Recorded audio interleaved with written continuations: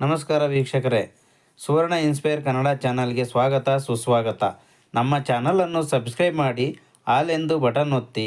ನಾವು ಹಾಕುವ ಎಲ್ಲ ವಿಡಿಯೋಗಳು ಮೊದಲಿಗೆ ನಿಮ್ಮನ್ನೇ ತಲುಪುತ್ತವೆ ಮತ್ತು ಶೇರ್ ಮಾಡಿ. ನಮಸ್ಕಾರ ವೀಕ್ಷಕರೇ, ವೈದಿಕ ಜ್ಯೋತಿಷ್ಯದ ಪ್ರಕಾರ ಸೆಪ್ಟೆಂಬರ್ 28ರಿಂದ ಈ 5 ರಾಶಿಗಳಿಗೆ ಅದೃಷ್ಟದ ಬಾಗಿಲುಗಳು ತೆರೆಯಲಿವೆ. ಗುರು ಅದ್ಭುತ ಸಂಯೋಜನೆಯನ್ನು ಸೃಷ್ಟಿಸುತ್ತಾನೆ. ಗುರುವಿನ ಜೊತೆ ರಾಹು ಮತ್ತು ಮಂಗಳನಿಂದ ತ್ರಿಕೋನ ಯೋಗವು ರೂಪುಗೊಳ್ಳುತ್ತದೆ. ಇದು ಕೆಲವು ರಾಶಿಗಳ ಜನರಿಗೆ ಪ್ರಯೋಜನವನ್ನು ನೀಡುತ್ತದೆ. ಆ ಲಕ್ಕಿ ರಾಶಿಗಳ ಬಗ್ಗೆ ನಾವು ಇಲ್ಲಿ ತಿಳಿಯೋಣ. ವೈದಿಕ ಜ್ಯೋತಿಷ್ಯದ ಪ್ರಕಾರ ಪ್ರತಿಯೊಂದು ಗ್ರಹವು ಒಂದು ನಿರ್ದಿಷ್ಟ ಅವಧಿಯ ನಂತರ ತನ್ನ ರಾಶಿಚಕ್ರ ಚಿಹ್ನೆಯನ್ನು ಬದಲಾಯಿಸುತ್ತದೆ. ಇದು ಅನಿವಾರ್ಯವಾಗಿ 12 ರಾಶಿಗಳ ಜೀವನದ ಮೇಲೆ ಪರಿಣಾಮ ಬೀರುತ್ತದೆ. ಅದೇ ರೀತಿ ಸೆಪ್ಟೆಂಬರ್ ಮತ್ತು ಅಕ್ಟೋಬರ್ ತಿಂಗಳಲ್ಲಿ ಗುರು, ರಾಹು ಮತ್ತು ಮಂಗಳ ತ್ರಿಕೋನದಲ್ಲಿದ್ದು ಕಾಮತ್ರಿಕೋನ ರಾಜಯೋಗವನ್ನು ಸೃಷ್ಟಿಸುತ್ತಾರೆ.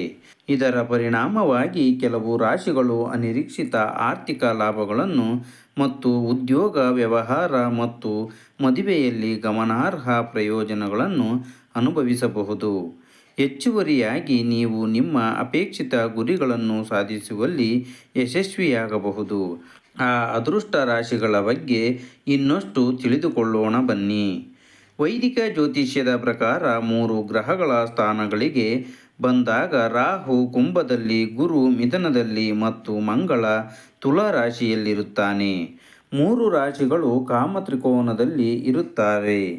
ವಾಸ್ತವವಾಗಿ ಈ ಸಮಯದಲ್ಲಿ ಮಂಗಳ ತುಲಾ ರಾಶಿಯಲ್ಲಿದ್ದರೂ ಅದರ ಬಲದ ಮಟ್ಟ ದುರ್ಬಲವಾಗಿದೆ.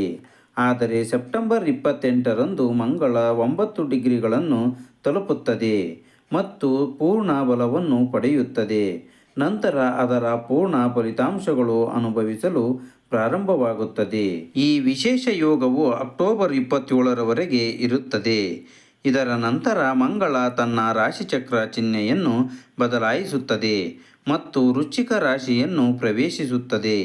ಕಾಮತ್ರಿಕೋನದ ಮಹತ್ವವೆಂದರೆ ಒಂದು ಗ್ರಹವು 3ನೇ, 7ನೇ ಮತ್ತು 11ನೇ ಮನೆಗೆ ಸಂಬಂಧಿಸಿದ್ದಾಗ ಮತ್ತು ಆ ಸಮಯದಲ್ಲಿ ಆ ಗ್ರಹದ ಮಹಾದಶ, ಅಂತರ್ದಶ ಅಥವಾ ಪ್ರತ್ಯಂತರ ದಶ ಸಕ್ರಿಯವಾಗಿದ್ದರೆ ಆ ಗ್ರಹಕ್ಕೆ ಸಂಬಂಧಿಸಿದ ಆಶೆಗಳು ಈಡೇರುತ್ತವೆ. ಮೊದಲನೇ ರಾಶಿ ಮಕರ ರಾಶಿ. ನಿಮ್ಮ ರಾಶಿಯಲ್ಲಿ ಮಂಗಳ, ರಾಹು ಮತ್ತು ಗುರುಗಳ ಸ್ಥಾನದ ಬಗ್ಗೆ ಹೇಳುವುದಾದರೆ, ಮಂಗಳವು ಪ್ರಸ್ತುತ 10ನೇ ಮನೆಯಲ್ಲಿ, ಗುರು 6ನೇ ಮನೆಯಲ್ಲಿ ಮತ್ತು ರಾಹು 2ನೇ ಮನೆಯಲ್ಲಿ ಅಂದರೆ ಸಂಪತ್ತಿನ ಮನೆಯಲ್ಲಿದ್ದಾರೆ. ಈ 3 ಗ್ರಹಗಳು ಕಾಮತ್ರಿಕೋನದಲ್ಲಿ ಇರಿಸಲ್ಪಟ್ಟಿದ್ದು ಪರಸ್ಪರ 9ನೇ, 5ನೇ ಸಂಯೋಗವನ್ನು ರೂಪಿಸುತ್ತವೆ. ಈ ಸಂಯೋಜನೆಯು ಅತ್ಯಂತ ಶುಭಕರವಾಗಿದೆ ಮತ್ತು ಜೀವನದ ಹಲವು ಕ್ಷೇತ್ರಗಳಲ್ಲಿ ಪ್ರಯೋಜನಗಳನ್ನು ತರುತ್ತದೆ. 6ನೇ ಮನೆಯಲ್ಲಿ ಗುರುವಿನ ಸ್ಥಾನವು ಉದ್ಯೋಗ, ಸ್ಪರ್ಧೆ ಮತ್ತು ಶಿಕ್ಷಣದಲ್ಲಿ ಯಶಸ್ಸನ್ನು ತರಬಹುದು. ಇದಲ್ಲದೆ ರಾಹು 2ನೇ ಮನೆಯಲ್ಲಿ ಇರಿಸಲ್ಪಟ್ಟಿದ್ದಾನೆ. ಇದು ಅನಿರೀಕ್ಷಿತ ಆರ್ಥಿಕ ಲಾಭಗಳಿಗೆ ಕಾರಣವಾಗಬಹುದು. ಪೂರ್ವಜರ ಆಸ್ತಿಯಿಂದ ಲಾಭ ಪಡೆಯುವ ಸಾಧ್ಯತೆಗಳು ಇವೆ.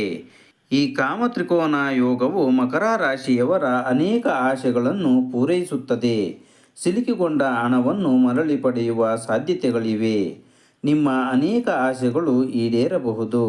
ಅವಿವಾಹಿತರು ವಿವಾಹ ಪ್ರಸ್ತಾಪಗಳನ್ನು ಪಡೆಯಬಹುದು. ನಿಮ್ಮ ಕಠಿಣ ಪರಿಶ್ರಮಕ್ಕೆ ಪ್ರತಿಫಲ ಸಿಗಬಹುದು. ಜೀವನದಲ್ಲಿ ಅನೇಕ ಪ್ರಮುಖ ಸಮಸ್ಯೆಗಳು ಬಗೆಹರಿಯುತ್ತವೆ ಮತ್ತು ನೀವು ಸಂತೋಷ ಮತ್ತು ಸಮೃದ್ಧಿಯನ್ನು ಪಡೆಯುತ್ತೀರಿ. 2ನೇ ರಾಶಿ ಕನ್ಯಾ ರಾಶಿ. ಈ ರಾಶಿಚಕ್ರದಲ್ಲಿ ಜನಿಸಿದವರಿಗೆ ಕಾಮತ್ರಿಕೋನ ಯೋಗವು ಹಲವು ವಿಧಗಳಲ್ಲಿ ಮಹತ್ವದ್ದಾಗಿರಬಹುದು.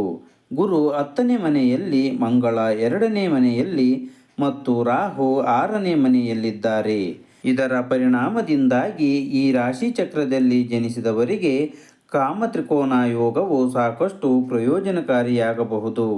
ಪ್ರಸ್ತುತ ಮಂಗಳ, ರಾಹು ಅಥವಾ ಗುರುವಿನ ಮಹಾದಶ ಅಥವಾ ಅಂತರ್ದಶ ಜಾರಿಯಲ್ಲಿದೆ. ಆದ್ದರಿಂದ ಈ ರಾಶಿಚಕ್ರದಲ್ಲಿ ಜನಿಸಿದವರು 6ನೇ, 10ನೇ ಮತ್ತು 2ನೇ ಮನೆಗಳಿಗೆ ಸಂಬಂಧಿಸಿದ ಪ್ರಯೋಜನಗಳನ್ನು ಪಡೆಯುತ್ತಾರೆ.